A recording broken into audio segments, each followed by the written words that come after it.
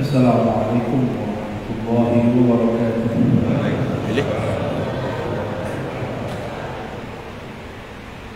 Alhamdulillah rabbil alamin. Nahmaduhu wa nasta'inuhu wa nastaghfiruh. Wa na'udzu billahi min shururi anfusina wa min sayyiati a'malina. Man yahdihillahu fala mudilla lahu wa man yudlilhu fala hadiya lahu. Amma ba'du. Kajian kita sesuai request, ini nggak tahu tiba-tiba minta kajian tasawuf. Kalau mau nanti pakai kitab, tapi sekarang kita pengantar. Banyak orang mengatakan tasawuf, emang Nabi bertasawuf? Gitu. Ditanya balik, emang Nabi berfikih? Emang Nabi berhadis? Emang Nabi baca Sahih Bukhari? Jadi kalau orang bilang, Nabi nggak ada tuh tarekat-tarekat, sama Nabi juga ada tuh ikut baca Sahih Bukhari. Ada nggak Nabi ikut kajian Sahih Bukhari?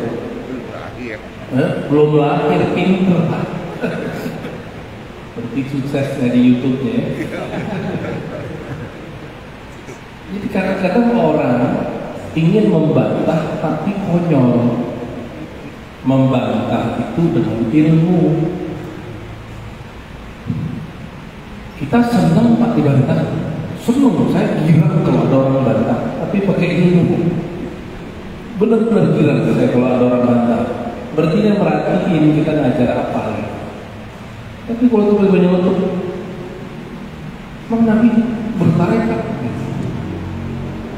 Emang Nabi bermazhab? Emang Nabi baca kitab dalail? Ya. Emang Nabi baca ma'surat? Emang Nabi baca al-tibul haddad? Ya, pertanyaan-pertanyaan yang konyol ini muncul daripada kejahilan. Ada apa yang disebut dengan tarikh al-ilm, sejarah ilmu pengetahuan. Bahwa ilmu berkembang. Ilmu berkembang. Di zaman Nabi ada nggak ilmu mengenai ini hadis sahih? Disahihkan Albani, ada nggak? Ada nggak? Nggak ada.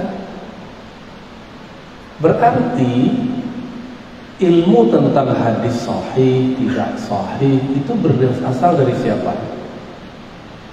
Dari orang yang hidup setelah Rasulullah SAW. Bid'ah enggak? Kalau standar kita bid'ah itu sesuatu yang tidak ada di zaman Rasulullah SAW, maka ilmu hadis bid'ah.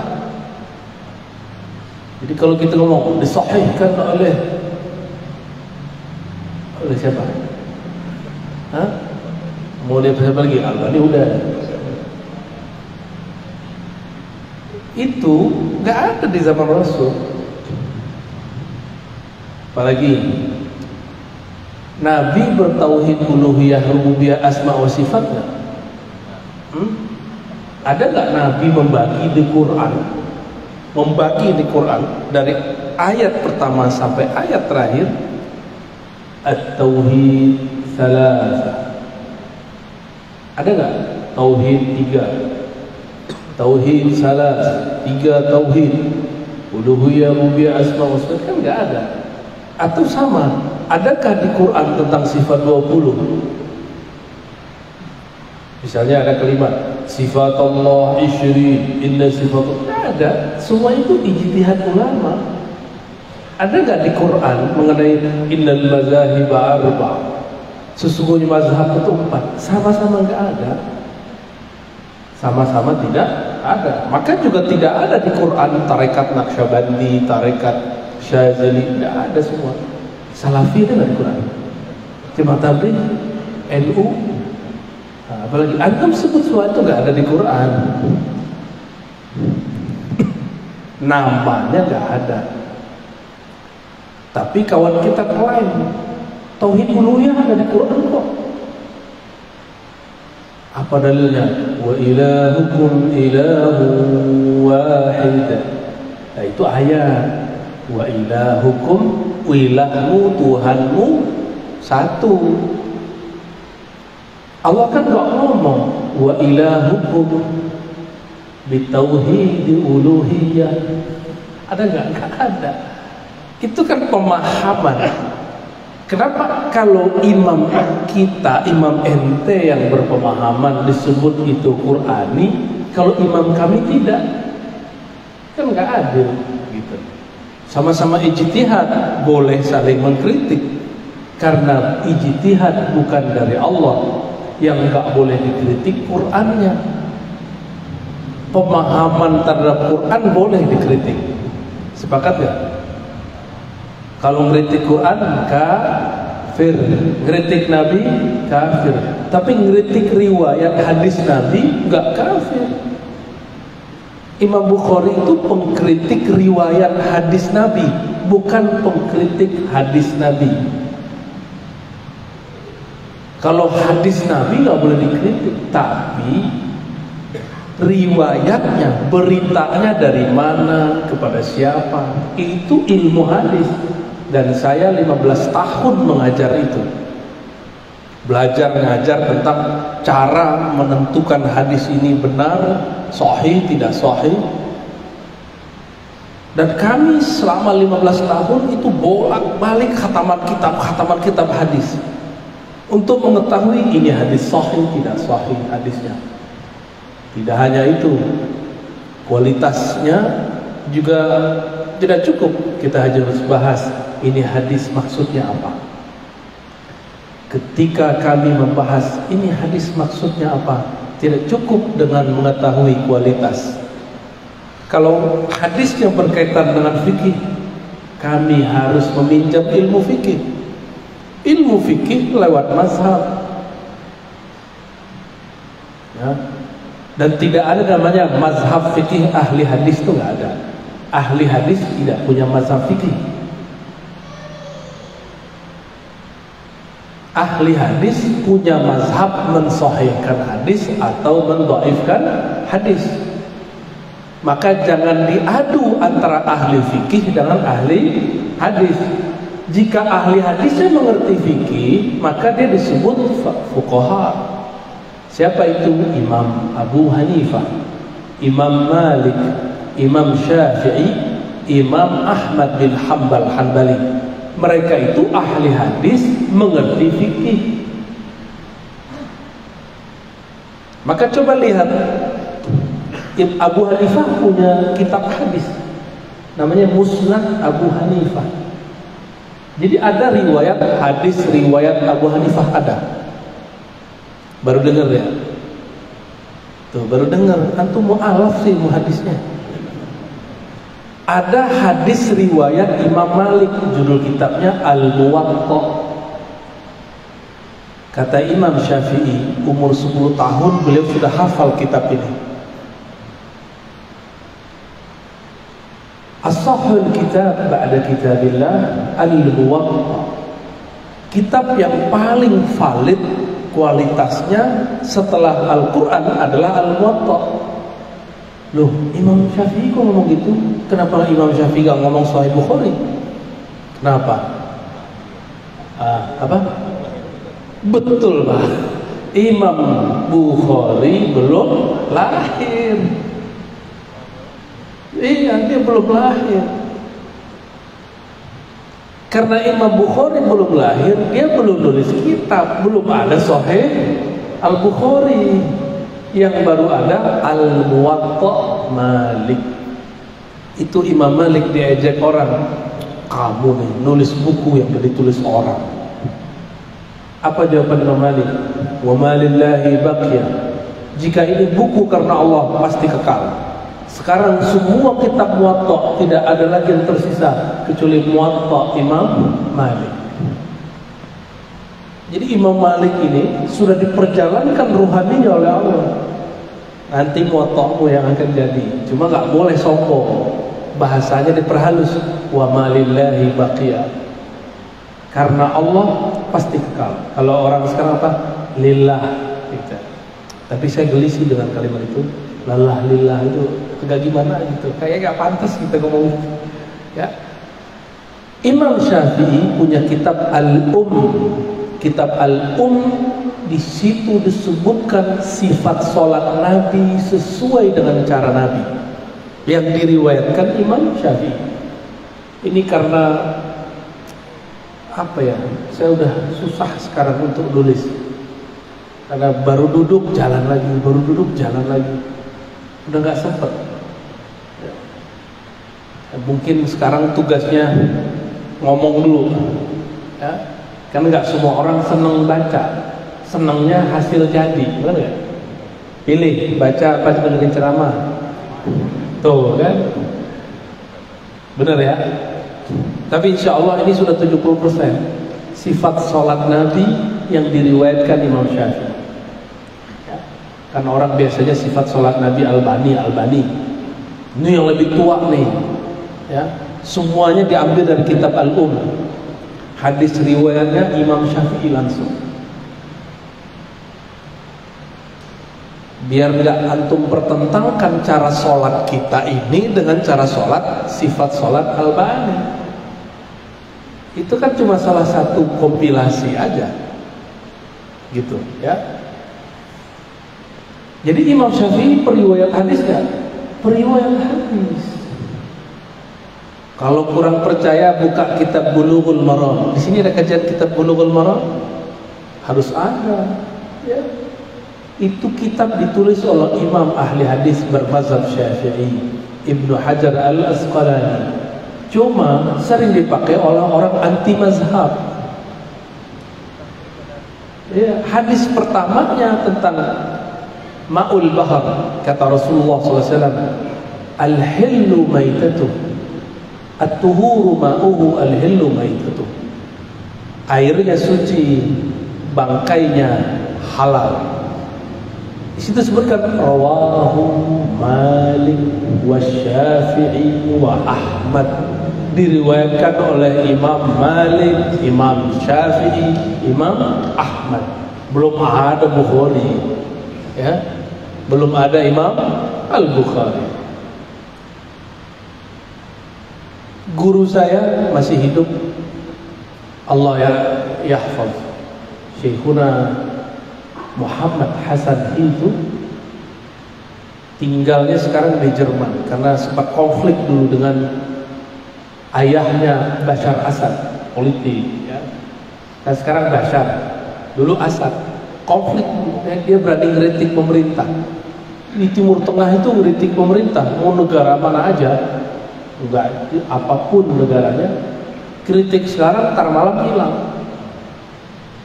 Ya. Di Indonesia kritik di mana-mana, hatta di warung pecel. Kita duduk di warung mie, orang ngomongin pemerintah dan nggak ditangkap. Saking banyaknya kan bingung menangkap yang mana.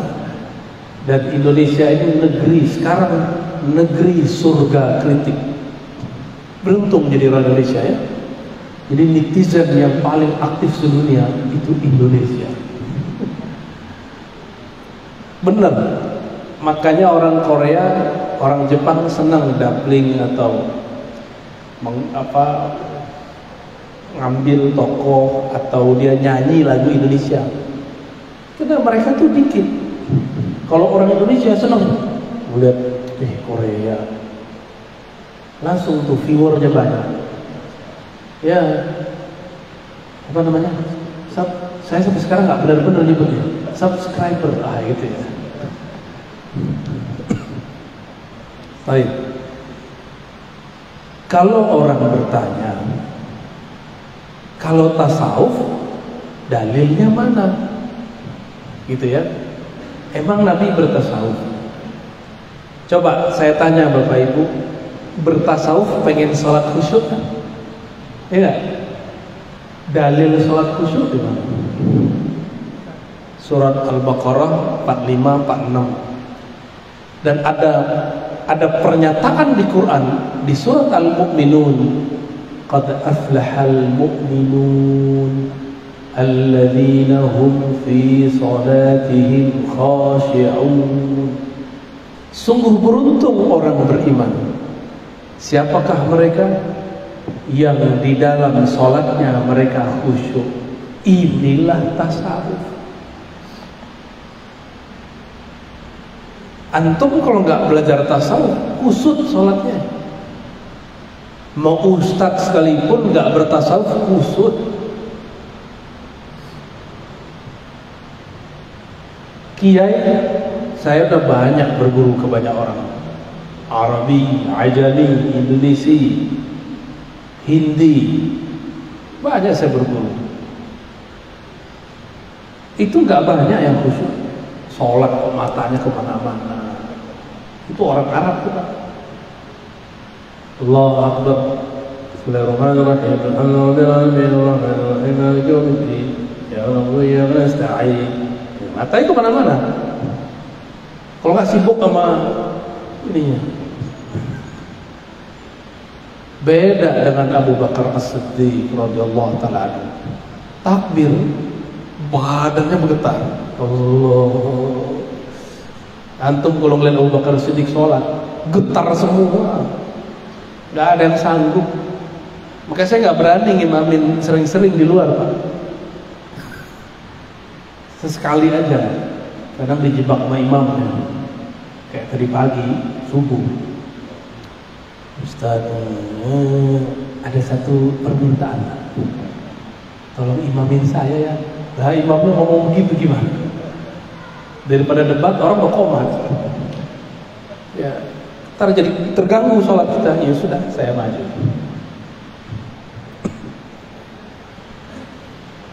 Saya punya guru namanya Syekh Qasim. Kakek guru ya. Guru saya punya guru namanya Syekh Qasim. Syekh Qasim ini pernah diminta ngimamin sholat Jumat. Dia orang kalau zikir lupa sama dunia Pak. Kalau udah zikir. Kalau kita kan zikir malah ingat dunia. Bener ya? Sama kita Pak. Itu beliau Syekh Qasim. Dia thariqahnya Naqsyabandiyah, orang alim, ngerti qiraat. Salat karena khatib nggak ada, yang tugas nggak ada, beliau yang khatib, beliau jadi imam. Takbirlah, Allah, nggak ada akbar, hilang, Allah, hilang udah tangannya itu.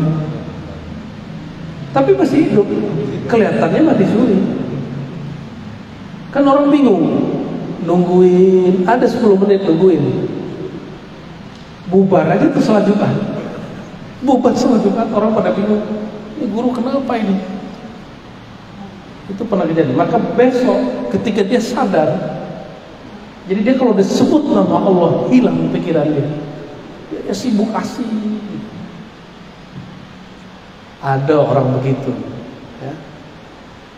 Ketika esok hari bahkan beliau nggak berani lagi kalau datang awal, kalau datang pasti nyari sudut. Itu sejarahnya kenapa guru-guru saya yang ahli-ahli zikir setiap kali Jumatan itu nggak mau di sini dulu, pasti di sudut situ. Kalau nggak di belakang gitu nyamar jadi orang lain. Khawatir disuruh jadi imam. Ada orang begitu Pak. Jadi kalau orang nanya mana dalil tasawuf?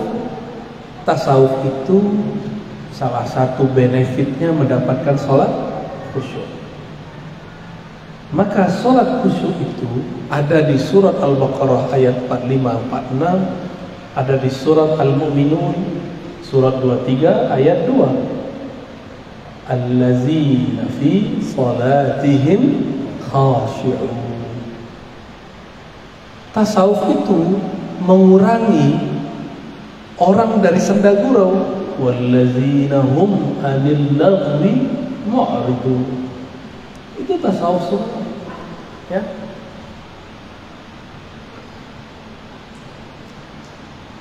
Baru setelah itu ilmu fikih.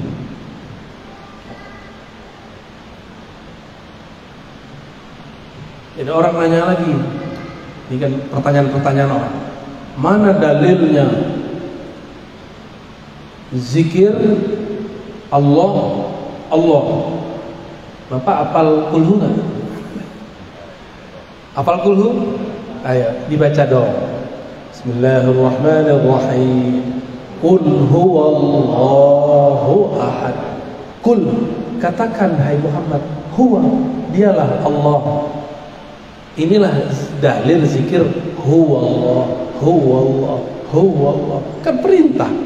Katakan hai Muhammad, huwallah. Oleh ahli tafsir, huwa itu ditafsir. Huwa itu bisa ditafsir satu jilid, Pak. Lafaz Allah, Masya Allah, semua nama ada di situ. Ada di alif, lam, ha. Alif itu dijelaskan rahasia alif. Gak ada toh yang sia-sia. Yang kalimat paling sempurna itu cuma lafaz Allah. Kalau Ar-Rahman, coba Bapak buang Rahman, rohnya dibuang. Hak mim nun. Apa artinya? Latif, lamnya buang. Tif. Apalagi? Wadud, wawunya dibuang. Dud. Kan nggak seru, Pak. Nggak jelas.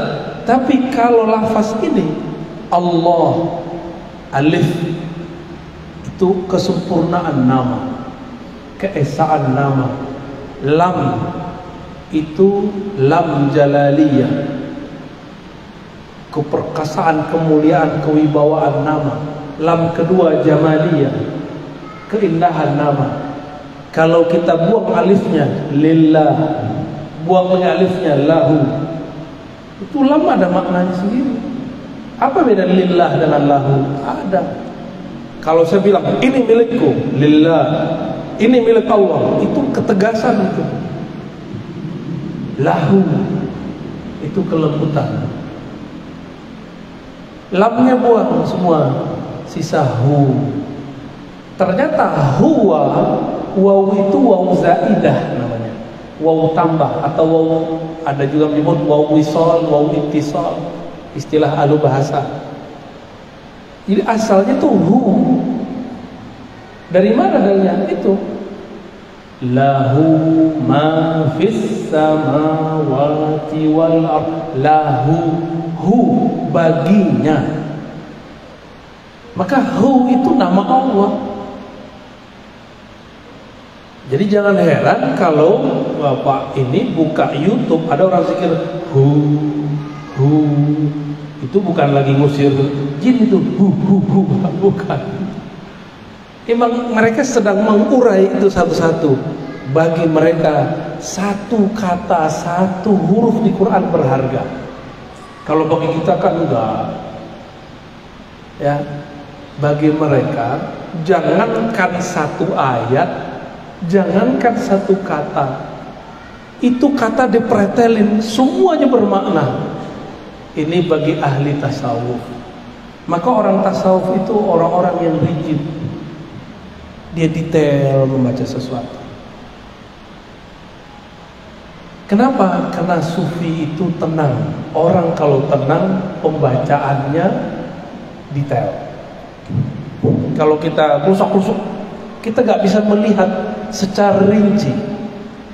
Sufi itu mereka beramal dengan surat Ar-Ra'd ayat 28. Ala bidzikrillah tatma'innul qulub. Ketahuilah hanya dengan menyebut nama Allah qalbu menjadi tenang. Karena mereka sudah tenang, membaca ayat itu lebih dalam daripada orang lain. Gitu. Maka qul huwallahu ahad, mereka menemukan dahsyat ini surat. Wajar. Ini disebut sepertiga Al-Quran. Wajar kalau ada sahabat hobi baca surat Al-Ikhlas. Dia dicintai oleh Allah Subhanahu wa ta'ala. Ada orang yang sakti di TV ketemu saya, Pak, yang dia nggak ngomong-ngomong ya. Itu zikirnya pakai hu Allah, hu Allah, Allahu, hu Allah, Allahu. Saya tanya, dapat dari mana Ki? Dari babe. Lah, itu ngomong. Ternyata dia mengislamkan dukun-dukun, orang-orang sakti lewat cara itu. Baru kaget saya. Jadi dia ini nggak semata-mata nyari kulus, tapi juga mengislamkan orang dengan cara itu. Jadi ada orang nantang, kalau kamu bisa mengalahkan saya masuk Islam. Dijabahin sama dia.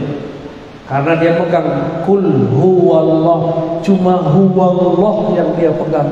Selesai semua urusannya. Kita udah baca kulhu berkali-kali, ditiup-tiup nggak jadi-jadi, kesurupan nggak sembuh-sembuh, karena nggak tahu tekniknya, baru tahu membacanya. Benar? Mereka ini tahu tekniknya dan mereka nyamar jadi tentara, nyamar jadi polisi, nyamar jadi ustadz, nyamar jadi pemabuk, nyamar itu. Padahal nggak mabuk, yang diminum air aqua, Pak. Nyamar masuk kemana, nyamar aja. Semua kita kan nyamar, Pak. Ini kan lagi nyamar jadi orang soleh kan. Di rumah belum tentu begini. Iya benar. Iya, kita ini sedang menyamar semua. Yang tahu hakikat kita Allah. Sufi itu dia merasa kolbunya diperhatikan Allah. Itu sebabnya dia nggak perlu dipuji orang, dia cukup merasa diperhatikan Allah. Itu sufi. Jadi sufi itu bukan orang gila, bukan. Ada orang gila di syuting, ini wali Sufi Ar-Razi, dikirim ke saya. Ya saya senyum aja. Orang jahil kok dilawan ya? Gak usah dilawan orang jahil. Dia nggak dengerin kajian kita, cuma dengerin potongan-potongan video atau dengerin ustadz dia. Itu walinya orang gila. Emang pernah saya bilang orang gila wali? Ternyata dia mengklaim ada seseorang yang menurut saya wali itu gila. Maka dia kemudian tuduh wali Sufi Ar-Razi. Ya, itu wali setan. Ya. Bagi dia wali setan gila, bagi saya enggak. Bagi saya beliau itu tabib, wali tabib, wali yang apa yang dikasih dia jadi obat. Dulu kan saya anti begituan, Bang, nggak percaya, kualat bener. Dulu ini suara serak terus, sakit.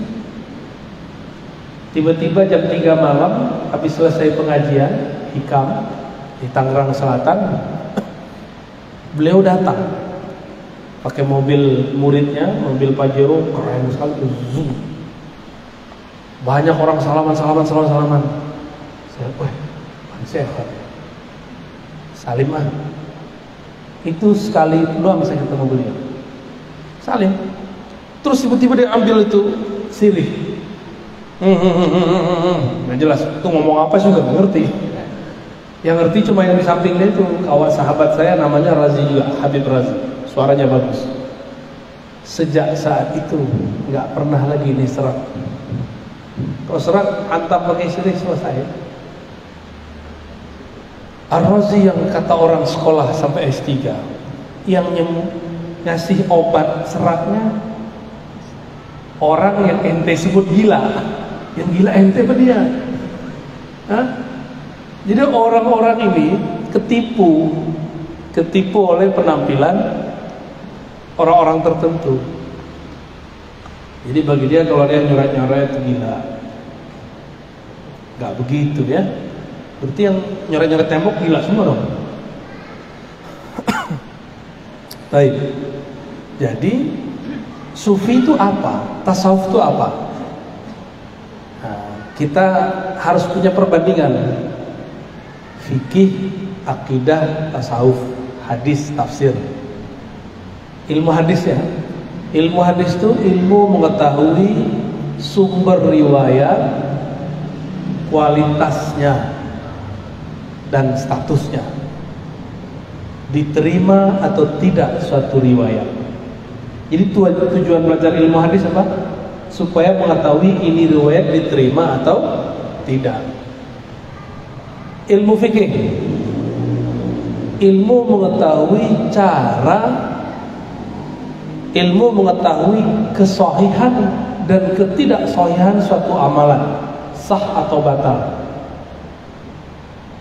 Ilmu akidah, ilmu mengetahui sifat Allah yang wajib, yang mustahil, yang jaiz. Lalu tasawuf apa?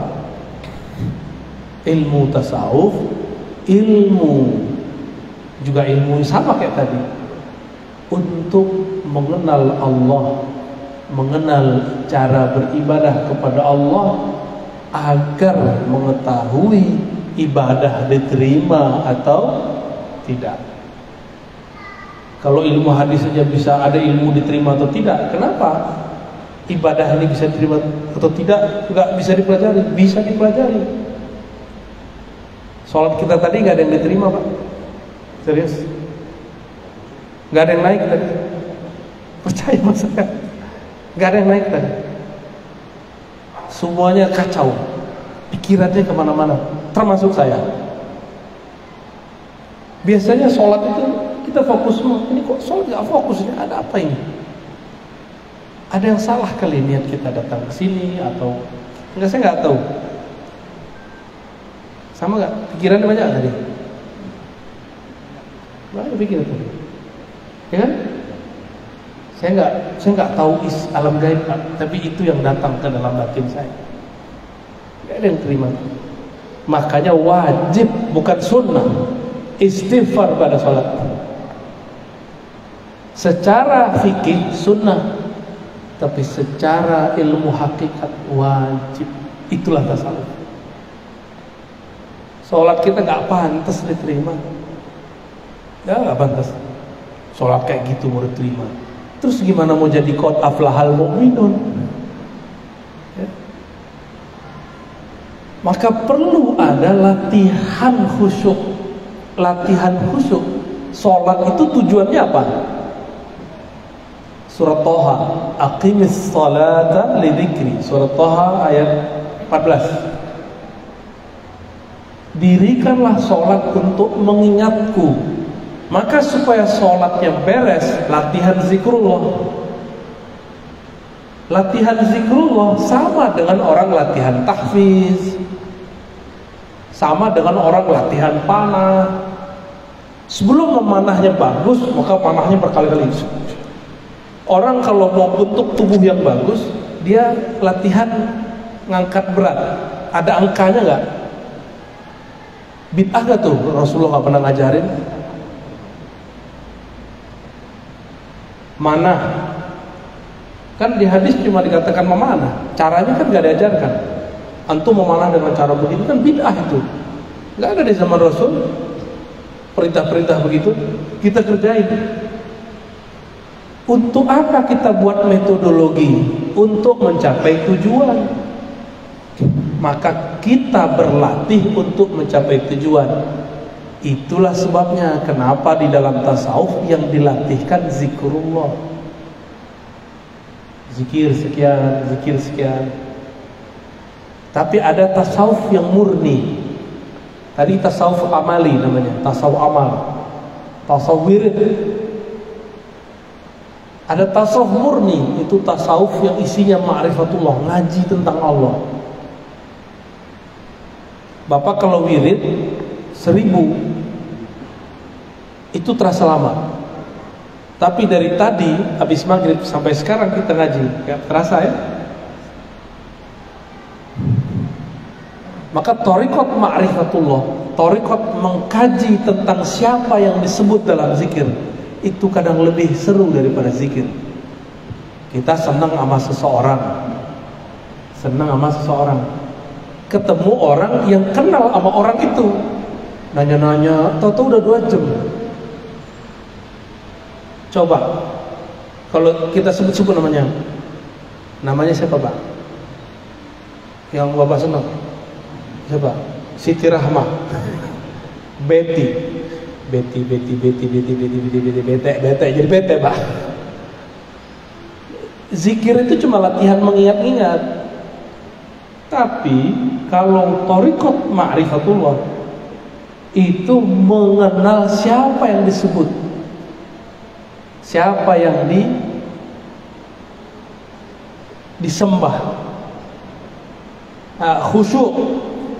Khusyuk itu akan muncul kalau kita kenal siapa yang kita sembah, bukan hanya sekedar banyak menyebut namanya. Maka khusyuk ini dibagi dua, ada khusyuk qalbiyah, ada khusyuk ruhiyah. Ini di batin. Kalau dalam alam zahir ada dua, khusyuk akal, khusyuk jasad, nafsiyah. Khusyuk akal ngerti yang dibaca. Ngerti nggak tadi dibaca apa? Enggak kan? Sadar nggak ayat yang dibaca itu apa? Kan enggak. Berarti akalnya udah nggak khusyuk. Jasad, badan main-main, gerak-gerak. Mungkin badannya sih khusyuk ya. Kolbunya merasa ditatap Allah nggak? Yang tadi sholat maghrib sama kita, kolbunya merasa ditatap Allah nggak? Enggak ya? Gimana mau diterima? Terasa itu Pak. Jika ada di satu masjid orang kolbunya merasa ditatap oleh Allah, itu nyebar rasanya kepada orang lain. Minimal samping kiri kanannya nyebar itu. Minimal kita ikut terbawa syahdunya. Kecuali kolbu kita sudah ternodai dengan noda-noda maksiat, noda-noda kelalaian yang panjang, atau kita syak kepada orang itu.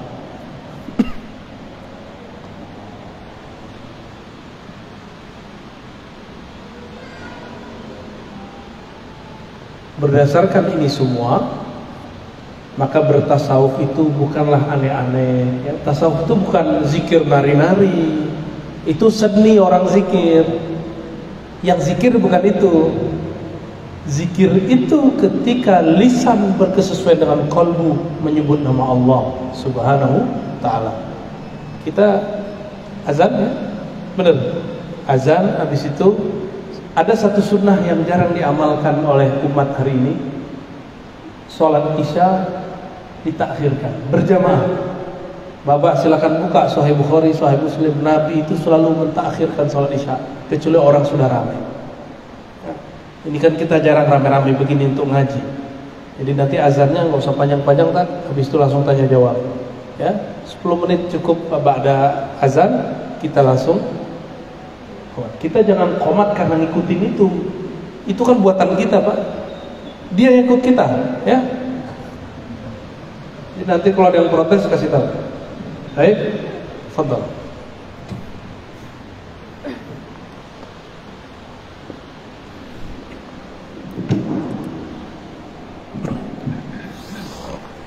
Allahu Akbar, Allahu Akbar.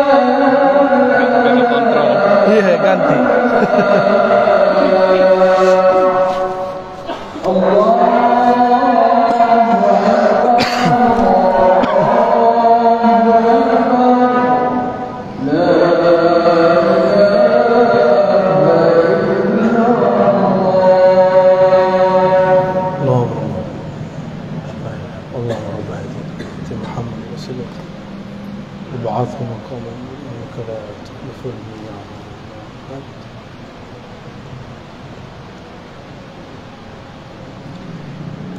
Baik, tanya jawabnya langsung ke kertas. Hah? Next pakai kertas ya, biar efektif. Ya. Pada jamaah mungkin ada yang tanya silakan. Mungkin kita batasi dulu untuk dari 3 penanya bila ada yang bertanya dari para jamaah silakan angkat tangan.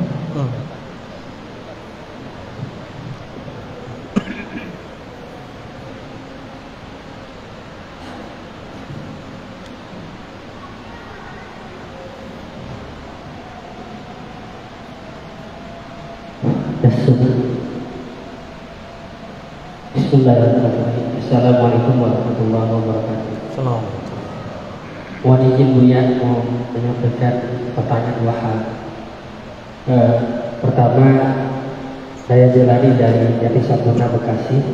Alhamdulillah dengan ridha Allah, dengan kawan-kawan dari Bekasi juga bisa hadir di tempat ini. Alhamdulillah. Buya mohon maaf, pertanyaan pertama ini berkaitan dengan roh, gitu ya. Saya 2 orang anak saya sudah meninggal, masih belum balik. Pertanyaannya adalah, apakah roh seorang anak yang belum balik bisa mengenal orang tua? Baik. Yang kedua, Buya, mungkin ini bukan pertanyaan, tapi mohon ridho dan ikhlasnya Buya untuk mengijazahkan teknik pikir kolbu. Beserta saya salah satu pengikut Buya di YouTube. Torikot YouTube ya. Nah, pada waktu itu ada acara Buya dengan tidak salah Kiai Haji Muhammad Yudan. Ya tidak salah, kemudian Buya mentampilkan dan teknik pikir kolbu, kemudian Al-Fakir menulis, kemudian mengikuti, namun belum berani untuk mengamalkan. Atau ikut nangis. Ada rasa yang beda, gitu ya, rasa bergetar, gitu. Namun tapi belum berani untuk mengamalkan karena belum ada izin dari kuliah. Jangankan antum, aneh dikirimin orang nangis lagi, dikirimin orang foto video istighfar nangis lagi. Mungkin itu ya. Terima kasih. Assalamualaikum warahmatullahi wabarakatuh. Itu bukan saya itu, karena saya nggak begitu orangnya. Jadi ketika saya begitu, namanya isyarat. Jadi orang itu kalau belajar tasawuf ada 2 hal yang terjadi padanya. Pertama disebut makom, yang kedua disebut hal. Makom itu pencapaian rohani, hal itu rasa yang diberi. Itu saya lagi hal namanya. Ya. Ternyata hal itu bisa terekam dalam kekuatan kata-kata. Benar ya? Dalam kata-kata bisa terekam. Dan itu bukan saya, karena kalau saya nggak begitu. Nantilah kalau antum beruntung, jika halnya datang, kita talqin semua. Sekarang rajin-rajin dulu zikir ya hayyu ya qayyum 40 ba'da salat. Ba'da salat ya hayyu itu pembuka otak, pembuka qalbu. Kalau ibarat orang mau bertani, dia gemburkan dulu tanahnya, baru dia tancapkan biji. Gitu ya. Yang pertama tadi tentang apakah ruh anak yang belum balik wafat dia kenal ayahnya. Ruh itu ketika meninggal dia kan sudah masuk ke dalam jasad. Ya. Maka secara bin jasad, binnya itu tetap ke ayahnya. Dan itu dijamin masuk surga semua. Nanti kalau antum tergadai ke neraka, mereka nanti yang minta-minta kepada Allah, ya Allah kami bisa masuk surga kan karena bapakku, karena ibuku. Kalau 2, waduh enak tuh ya. Enak tuh. Jangan berharap anaknya kecil dibunuh-bunuh Pak, jangan. Jangan salah paham ya. Dan Nabi SAW ketika ada seorang ibu nangis anaknya meninggal,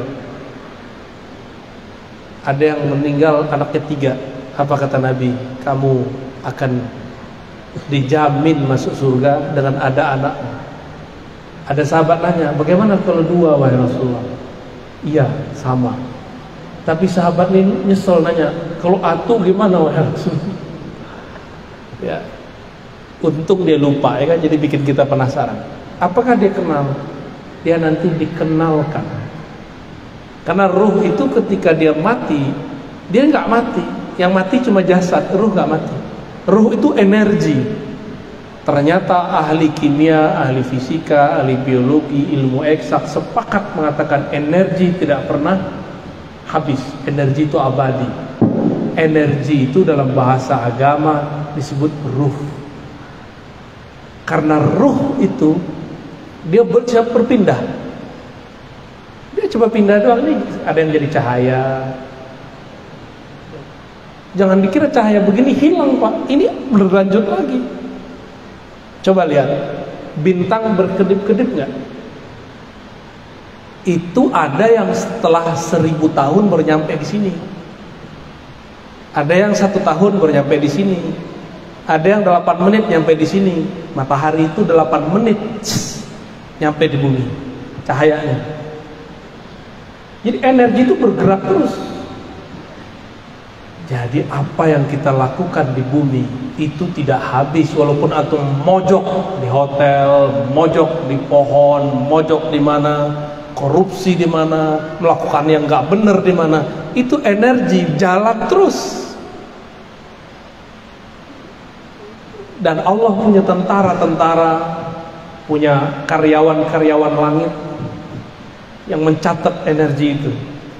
Oh, dia saat ini mengeluarkan energi itu.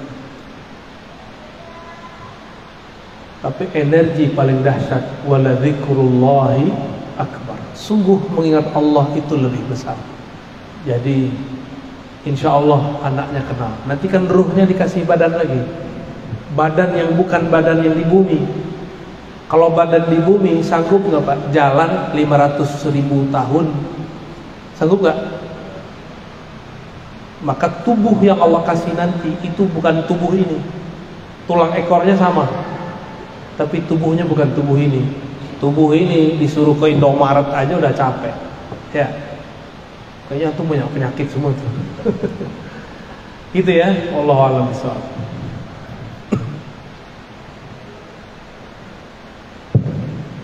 Bismillahirrahmanirrahim. Assalamualaikum warahmatullahi wabarakatuh. Assalamualaikum.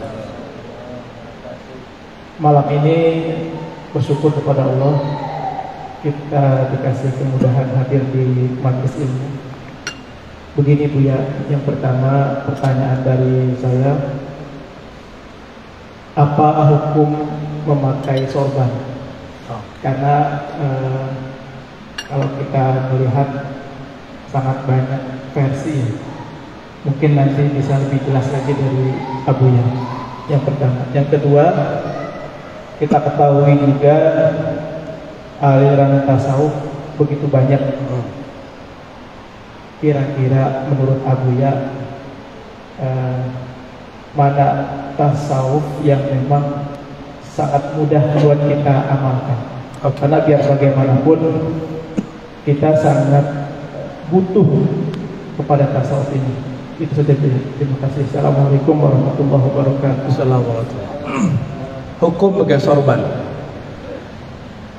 Sorban itu juga banyak modelnya. Dulu waktu Ibnu Abbas ketemu dengan seorang tabi'in, dia pakai sorban bukan sorban Mekah. Saat di Mekah dimarahin beliau. Ilbas di bahasa ahli Mekah, pakai pakaian orang Mekah. Ditegur oleh Ibnu Abbas karena berpakaian yang bukan pakaian yang majmuk, dianggap dengan libas syuhrah, pakaian syuhrah. Tahu pakaian syuhrah? Pengen nonjol, pengen beda. Coba aja Pak, orang nggak ada pakai sorban, Bapak pakai sorban sendiri, itu aneh loh rasanya. Ntar walaupun Qurannya nggak benar disuruh jadi imam. Tapi boleh nggak? Ya boleh. Cuma kalau guru saya, kayak Ali Mustafa Yakub, itu 9 tahun di Saudi, mengharamkan pakai serban di negeri yang tidak berserban. Sebagaimana beliau mengharamkan pakai kopiah hitam di negeri yang orangnya pakai serban semua, gitu. Jadi beliau bukan mengharamkan serbannya, tapi tradisinya. Karena al-urf, tradisi itu bagian dari hukum. Namun sekarang pakaian itu bukan hanya tradisi, tapi seremonial.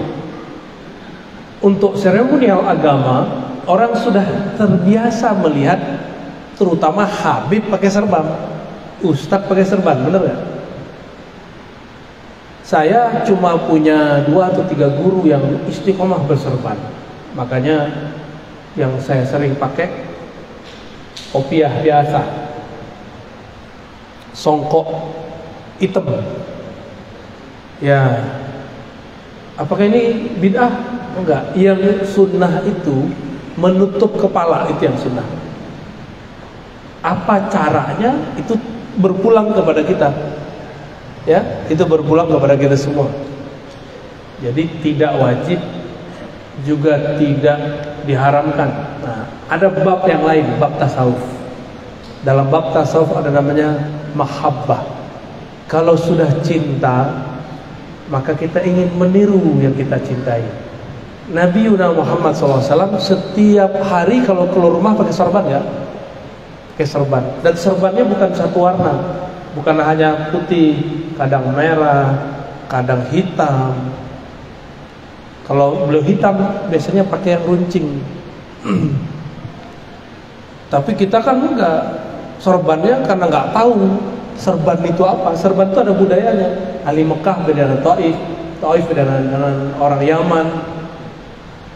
Habibna Umar itu beda dengan Al-Habib Adni. Beda cara serban. Bahkan beliau dengan abangnya sendiri, Allah yarham, beda cara serbannya. Ya. Tapi kalau pakai kopiah songkok gimana, Pak? Sama aja ya. Ini pilihan, bukan berarti ini nggak sunnah. Biasa aja, ya. Imam Izzuddin bin Abi Salam satu-satunya imam di zamannya nggak mau pakai serban. Dia pakai kupluk aja. Orang serbannya di zaman itu tebal segede ban Vespa. Dia enggak, dia beda sendiri. Tapi semua ulama berserban, cium tangan dia. Ya, Imam Izzuddin bin Abdis Salam disebut Sultanul Ulama. Bahkan sultan-sultan cium tangan dia. Oke, jadi terserah antum mau pakai serban itu boleh. Misalnya seremonial maulid atau ada kedatangan zuriat Rasul, silakan. Bab cinta. Jadi bab cinta ini bukan wilayah fikih. Ini wilayah tasawuf. Kalau fikih yang tadi di depan saya bahas, uruf, tradisi. Orang Arab mengatakan al-imamah tajul Arab. Bukan hadis, ya. Serban itu mahkota Arab. Kalau kita orang Indonesia apa mahkotanya? Songkok hitam, at-taqiyah, as-sauda, tajul apa? Tajul Nusantara, tajul Indonesia, wa Malaysia, wa ya. Mana tarekat yang paling bagus? Tidak ada tarekat yang paling bagus atau paling buruk. Tarekat itu metode, yang penting orang yang jalanin metode. Kurikulumnya sama, yang beda kepala sekolah dan gurunya. Sama-sama rumah makan Padang, resto, tapi beda kokinya, beda rasa gak? Beda, bener. Kok bisa beda? Karena beda tangannya, bumbunya sama. Ini saya buat rendang, bahannya sama, antum buat rendang, beda gak rasanya? Beda. Yang gak enak punya saya, karena gak pernah buat rendang. Ya, bahan sama, di tangan yang berbeda, beda hasilnya. Qurannya sama, tapi yang bacanya beda, hasil beda. Itulah hakikat orang bermursyid, bertarekat. Sama-sama Naqsyabandi, sama-sama Qadiriyah Naqsyabandiyah, sama-sama Syaziliyah, sama. Tapi ketika ini yang memasak zikirnya, mengolahnya, hasilnya berbeda. Dan kita nggak boleh hasad, nggak boleh iri. Itu yang Allah berikan kepada kita. Bapak Ibu yang berkahan Allah, ada lagi apa cukup? Satu lagi ya, satu lagi. Bismillahirrahmanirrahim. Assalamualaikum warahmatullahi wabarakatuh. Assalamualaikum. Mohon izin Buya memperkenalkan diri. Nama saya Hedi Afrizal. Saya tinggal di Cilengsi, asli Sumatera Barat. Kebetulan juga pernah bareng sama Abuya tahun 2004 di UIN. Abuya di Usuluddin, saya di Syariah. Sama-sama di KMM, Komunitas Mahasiswa Minangkabau. Salam kenal kembali Buya. Iya. Jadi ada satu pertanyaan saya tentang tasawuf. Tasawuf identik dengan tarekat thariqah. Ada organisasi di bawah Nahdlatul Ulama bernama Jatman, Jamiah Ahli Thariqah Al-Mutabarak An-Nadiyah. Nah, pertanyaan saya begini Bu ya. Ada sekitar 43 thariqah itu. Nah, ada seorang salik ikhwan, ketika ada baiat thariqah A, dia ikut dengan mursyid A. Ada baiat thariqah di sana, dia ikut juga. Ada baiat thariqah ini, artinya banyak mursyid, banyak sanad. Itu bagaimana Abu ya untuk proses perjalanan suluk untuk mencapai agar kita bisa dalam istilah makrifat atau usul. Baik. Mungkin seperti itu ya. Yang kedua, saya sering mengikuti kajian YouTube Abu ya. Pernah saya melihat ada tentang kemursidan di salah satu tarekat di Jawa Barat. Waktu itu mursyidnya wafat. Nah, muncullah satu dinamika waktu itu. Ahlul Baitnya tidak mengakui satu kemursidan, dan kemursidan yang satunya, kemursidan itu mempunyai banyak jamaah. Nah, kadang dinamika ini membuat ikhwan yang di bawah ini dilema, apa yang harus dilakukan. Muncullah opsi bahwa mursyid itu harus yang hidup. Mursyid itu kalau yang mati nggak bisa. Kalau misalnya dia sudah wafat, kenapa nggak langsung ke Rasulullah saja?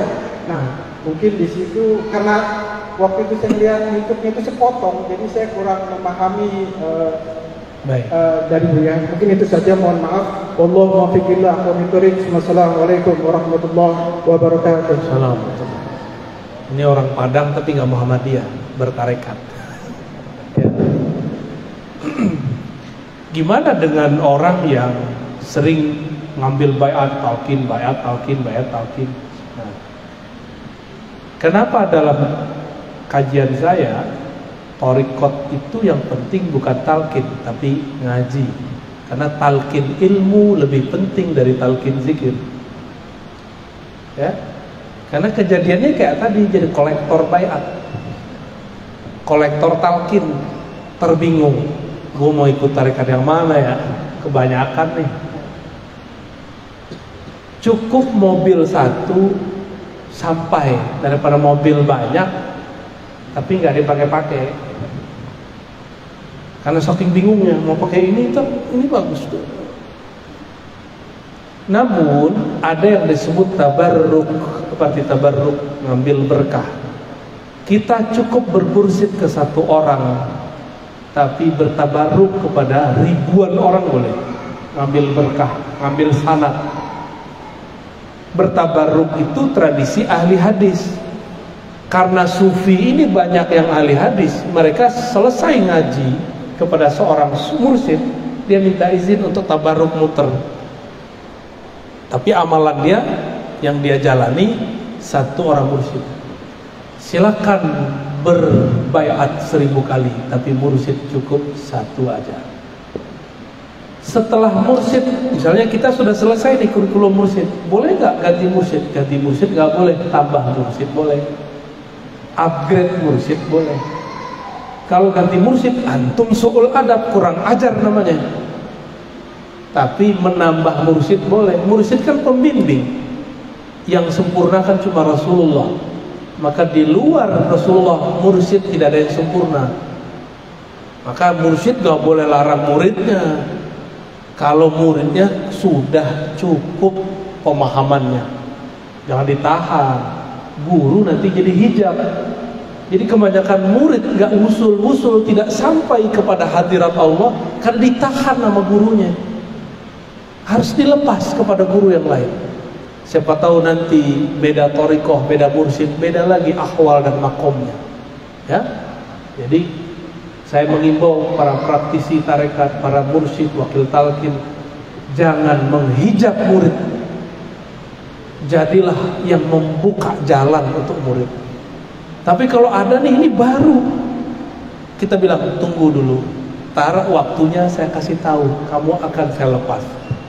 Nah, itu hak seorang mursyid.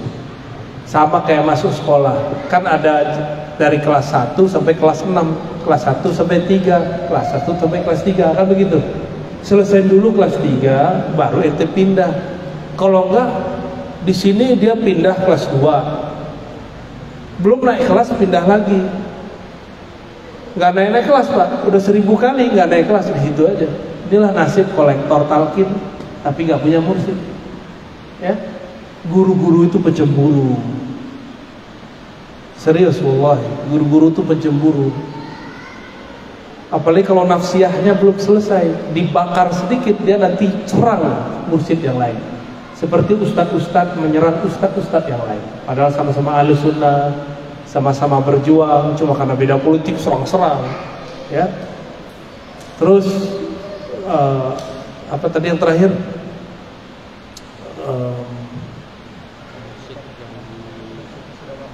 Mursyid sudah wafat. Maka saya dari dulu kasih tahu, hati itu cukup bergantung kepada Allah. Pada hakikatnya kita berguru kepada Rasulullah, tapi karena Rasulullah kita belum temui, maka bergurulah kepada orang yang bersanad kepada Rasulullah. Tapi ingat, jangan kultuskan guru.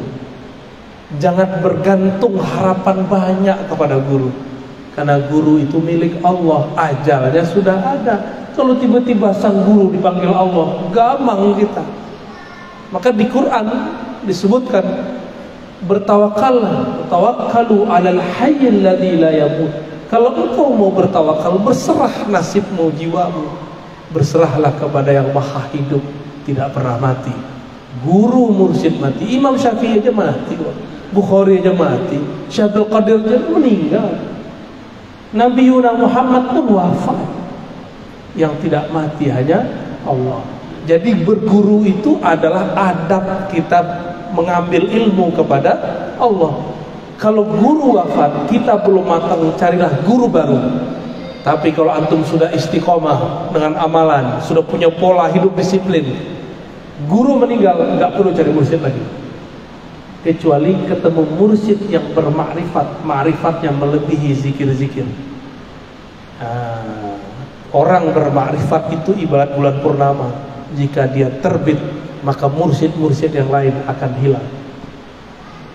Ya, jadi nggak boleh fanatis. Kalau orang fanatis, nanti Imam Mahdi keluar, ente nggak percaya. Jangan fanatis dengan siapapun, hatta mursyid yang sakti. Ya, nanti keluar Imam Mahdi, kita nggak percaya. Imam Mahdinya mursyid dia, nggak begitu ya. Nggak ada mursyid mengajarkan begitu. Kira-kira itu sudah jam 8. Semoga bermanfaat ya. Alhamdulillah kita dapat 2 sunnah.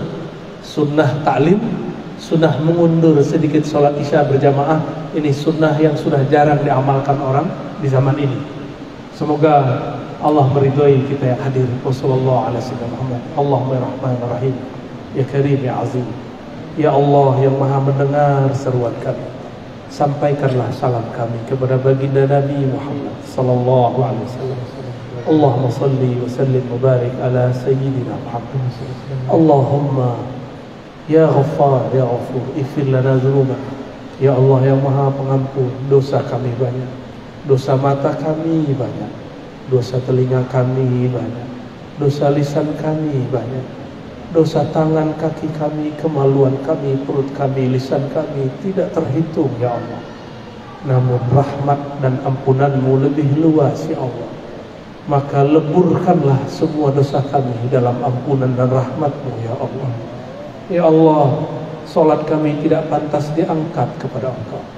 haji, zakat, umrah, semua zikir kami pun belum pantas disebut sebagai amalan yang ikhlas kepada Engkau.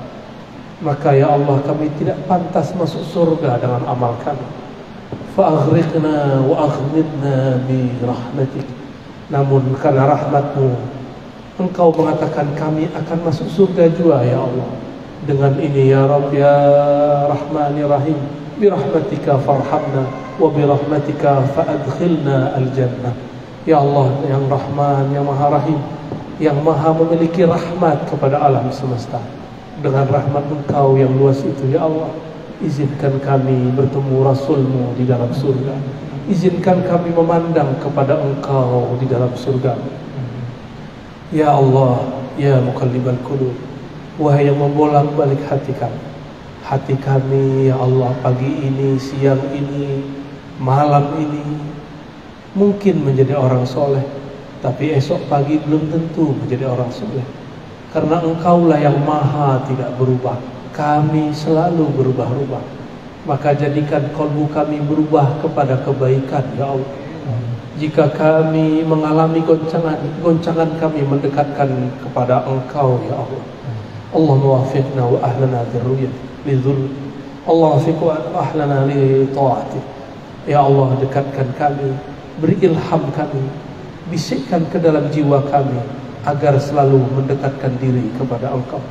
Rabbana atina fid dunya hasanah wa fil akhirati hasanah wa qina adzabannar. Ya Allah yang memiliki kebahagiaan di langit, di bumi, di dunia, di akhirat, mohon berikan kami bahagia di dunia, bahagia di akhirat. Wassallallahu ala sayyidina Muhammad walhamdulillah rabbil alamin. Mohon maaf salah kurangnya. Assalamualaikum warahmatullahi wabarakatuh.